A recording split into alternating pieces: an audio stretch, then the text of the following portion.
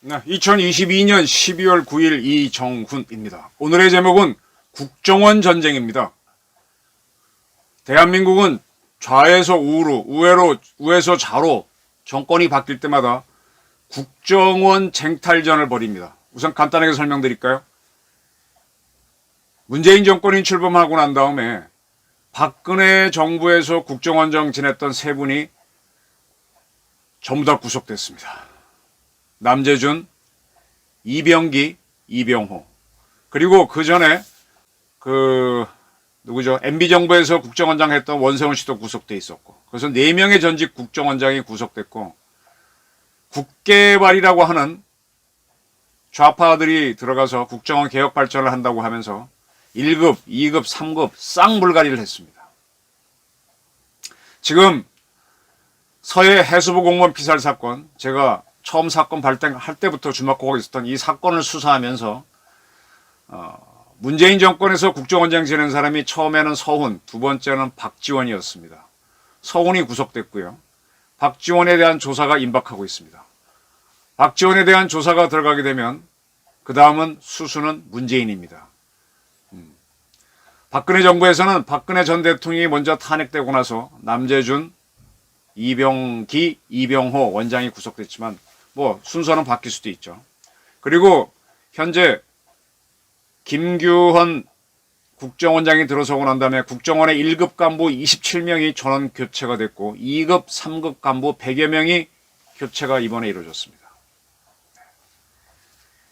윤석열 정부가 들어서도 국정원에서는 전임 정권에 충성한 국정원 직원들 학살, 그 다음에 문재인 정권도 박근혜 정권에서의 국정원 사람들 학살, 같은 구도입니다. 그러면 왜 이런 일이 일어나는지 설명을 드리겠습니다. 오늘 화물연대가 파업이 종료됐습니다. 전남, 광주 이쪽에서는 투표를 했는데 과반수 이상이 파업 철회하자라고 나와서 파업 철회가 들어갔고, 부산 같은 경우는 선거도 포기하고 투표도 포기하고 스스로 그냥 와해되면서 파업을 포기했습니다. 왜 화물연대가 파업을 했겠습니까? 그리고 지난번 말씀드렸지만은 민노총은 총파업을 해서 화물연대를 지지하려고 그랬고, 북한의 민노총인 조선직업동맹이 지난 8월 15일 보냈던 연대 투쟁하자라는 글을 자기네 홈페이지까지 게재하면서 나왔었습니다. 그리고 지금 민노총 위원장 양경수는 동부연합 이석기 계열이죠. 이석기가 만들었던 통지당은 이적단체고요. 우리 국가정보원이, 그러니까 이제 문재인 정권이 들어서면서 참, 권력기관 개혁이라는 미명하에 권력기관이라는 단어를 딱 붙였어요. 검찰, 경찰, 국정원. 이걸 뒤집어 엎었죠. 군도 뒤집어 엎었죠, 사실은. 기무사를 뒤집어 엎어서 안보지원사라고 하는 희한한 부대를 만들어 놓고. 그리고 검찰은 아주 쪼개놔 버렸죠. 공수처라고 하는 데를 만들어 놓고 검수완박 법안을 마지막에 해서 수사권을 굉장히 제한해 버렸고, 그 다음에 그 이전에도 이미 수사권 제한했었는데, 그 다음에 경찰한테는 수사권 주는 것처럼 해놓고 국가경찰, 지방경찰로 쪼개놓고, 또 국가경찰은 경찰과 국가수사본부를 쪼갰어요.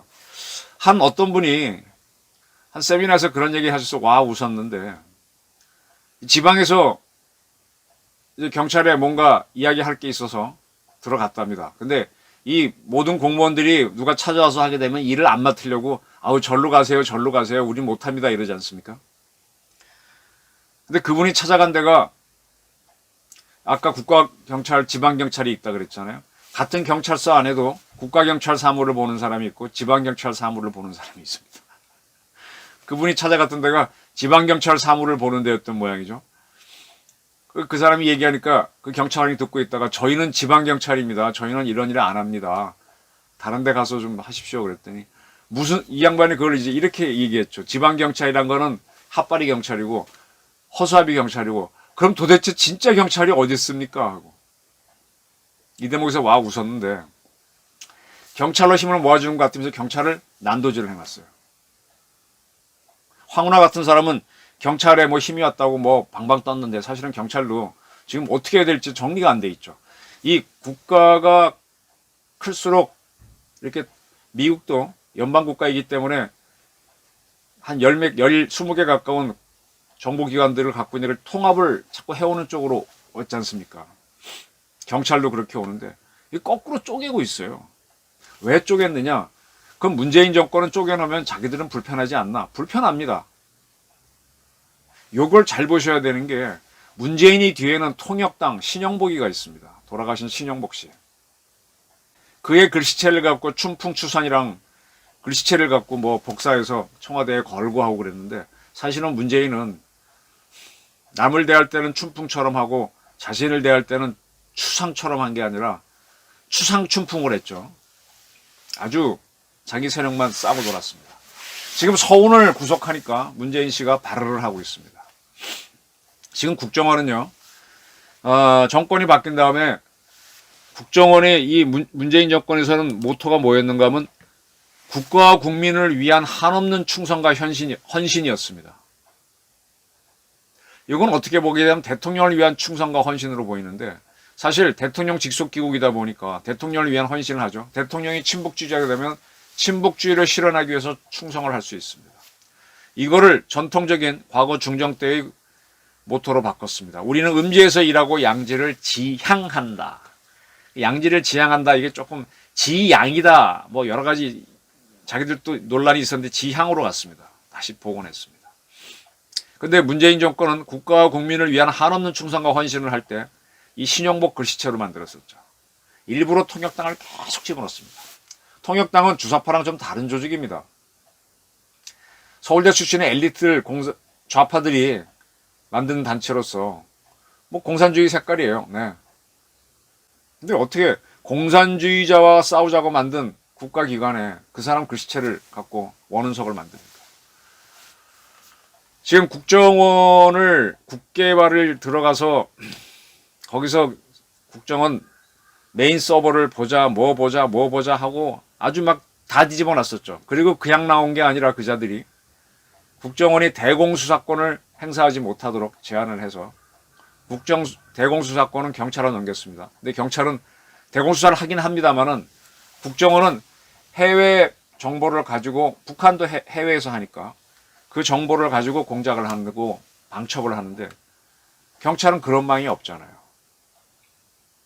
또 국가정보는 외국도 이제 비밀경찰 개념으로 우리 국정원 같은 게 있고 공개경찰 개념으로 경찰이 있는데 그 비밀경찰과 교류해서 받는 정보가 있는데 우리 경찰은 그들과 교류를 하기 어렵습니다. 중요한 정보는 못 받죠. 그렇게 하게 되면 대공수사를 하지 말라는 거죠. 아주 철저하게 죽여놓고 갔습니다. 철저하게 죽여놓고 갔습니다. 아마 이번에 이재명이가 이겼으면 제가 어제 방송한 것처럼 지금 뭐 대북 뭘 한다고 경기도 예산 15억을 지출해 줬는데 그걸 안부술한 사람이 이 정부 돈 지방자치대 돈은 카드로 써서 증거를 남겨야 되는데 8억 얼마는 자기가 유용한 걸로 보이고 나머지 돈은 물건을 사서 북한을 줬다고 하는데 그 용도가 줬다는 게 쉽게 말하면 3,000톤의 밀가루를 보내야 되는데 한 200톤만 사서 보내서 사진만 가는 거 찍어놓고 나머지는 현금으로 천안함 폭침 사건을 일으킨 김영철이한테 현금으로 여행용 가방인 캐리어에 넣어서 달러하고 위안화로 줬다는 거 아닙니까? 이러한 사람이 그렇게 일을 시키는 사람이 대통령이 됐으면 문재인에 의해서 또 대통령이 됐으면 대한민국이 어떻게 됐겠어요? 저는요. 공산국가인 북한이 대한민국을 통일한다? 통일하게 되면 여기 3만 불의 민주주의를 맛본 사람들이 가만히 있을 것 같아요. 여러 가지로 대항하고 힘들 겁니다. 지금 중국이 홍콩이라는 데를 통일했지 않습니까? 근데 완전히 지배하지 않고 일국 양제로 지배하고 있죠. 그리고 어떻게 합니까? 그 안에선 자본주의를 해라. 그리고 그 자본주의 쩐주들이 중국에 공장을 세우면 거기서 나오는 물건을 메이드 인 차이나도 될 수 있지만 홍콩으로 해서 수출해가지고 돈을 벌고 이렇게 이용하는 거죠. 홍콩하고 중국을 섞어 놓으면 홍콩의 장점도 없어지고 중국도 힘들어집니다. 뜨거운 감자 못 삼키는 거죠. 대만을 먹으면 더 하겠죠. 근데 우리보다 훨씬 작은 북한이 우리를 먹어? 못 먹습니다. 문재인 같은 사람이 대통령이 있고 이재명 같은 사람이 차기 대통령이 있으면서 자기는 핵을 딱 까주고 남한을 위협하면서 여기서 돈 갖다 바치는 거 빨아먹는 게 훨씬 편하죠. 여기 들어와서 집권하려면 이 시스템 따라가지도 못하고 저항하는 세력 많고. 근데 여기서는 문재인, 이재명이가 알아서 제어해 줄 거 아니에요. 뭐라 그러면 한없는 충성과 헌신을 하라. 통수권자한테 왜 이러냐고. 뭐 도가 넘었다고 이러면서. 사실상 김정은이는 문재인 시절 5년을 통해서 대한민국을 일국양제로 지배하고 있었던 겁니다. 그리고 그걸 하기 위해서 북한과 통할 수 있는 국정원을 지배하기 위해서 MB 박근혜 정부 국정원장 4명을 구속하고 수백 명을 쫓아냈던 거죠. 그리고 지금 이제 정권이 바뀌면서 역작용이 불고 있는 겁니다. 이제 이렇게 되면은 뭐 윤건영 같은 사람은 윤건영 TV에서 뭐 결사적으로 지금 방어하고 있는데 그 자는 어차피 운동권이었어요. 다 내통한 자들이 지금 격렬히 반대하는 겁니다. 또 그러한 세력을 지원하기 위해서 북한의 직업동맹이 우리 민노총과 연대투쟁을 하겠다라고 나서 해준 거고, 그걸 가지고 이 민노총은 힘을 받아서 하는 거고, 그 앞잡이처럼 화물연대가 나왔다가 윤석열 정부하고 또 국민 여론이 강하게 가니까 와해되는 겁니다. 이 와해되는 와중에 결국은 핵심적인 싸움터가 어디냐? 국정원이 되는 겁니다. 국정원에서 가장 문제는 반반들입니다. 기본적으로 다 애국심이 있고 보수적이죠. 근데 자기 출세를 위해서 시키는 대로 하는 반반들, 그레이들. 그 자들이 진짜, 저는요, 100% 거짓말을 하는 사기꾼은 없다고 봐요. 그럼 사람들이 안 속아요. 한 80%, 90%는 사실을 얘기하고 한두 개를 속여가지고 사기치는 거죠. 그래서 그 자들이 반반입니다. 국정원 전쟁입니다. 앞으로 이제 윤석열 정부에서 국정원을 또 얼마나 더, 왜냐하면 국정원에 있는 사람들이 결국은 북한하고 하면서 정보도 주고, 제가 이런 경험한 적이 있습니다. 국정원에서 정보를 주지 않으려고 굉장히 애를 쓰죠. 근데 국정원의 간부가 자기랑 같은 고향인 사람 기자한테는 그냥 주는 거 어떻게 옆에서 보니까 좀 샘도 좀 나더라고요. 와, 거기서 새는 정보는 못 막아요. 밑에서 뭐 공보관들이 뭐 이건 안 됩니다 해봐야 맨 위에서 갖다 주는데 뭐 국회에도 갖다 주고, 정보는 위에서 셉니다. 노무현 정권 때도 한라인 갖고 이북하고 내통했다. 그거는 그때 외무부 장관 누구죠? 그 책에서도 나왔고, 문재인은 더 했습니다. 지금 문재인 정권에서 북한하고 친서를 주고받았다고 하는데 그 친서를 어떻게 주고받았습니까? 보통 친서는 사람이 가서 전달하는데 잘 모르겠어요. 어떻게 했는지. 평양, 북경에서 주고받았나? 그래서 이 내통되는 그 문재인은 하고 했죠. 근데 그 통로를 만들어주는 기술자가 국정원입니다. 그것이 북한을 와해시키는 통로로 쓰이는 게 아니라 북한한테 통하기 위해서 뭔가 주고, 네. 옛날에 뭐 정주영 씨나 이런 분들, 이런 분들이, 대우의 김우중 회장이 북한하고 할 때 그때 에이전트들한테 줬죠. 맡겼죠. 그럼 그 사람들도 돈을 좀 받으면 자기가 쓰고 일부는 북한에 주고 그렇게 했었습니다. 그때는. 그건 근데 이미 끝난 거고, 북한이 핵 개발하고 나서부터는 북한하고 돈을 주는 거는 지금 유엔 제재로 걸리고 미국의 제재에도 걸립니다. 잘못하면 대한민국 전체가 세컨더리 보이콧에 걸릴 수 있습니다. 미국.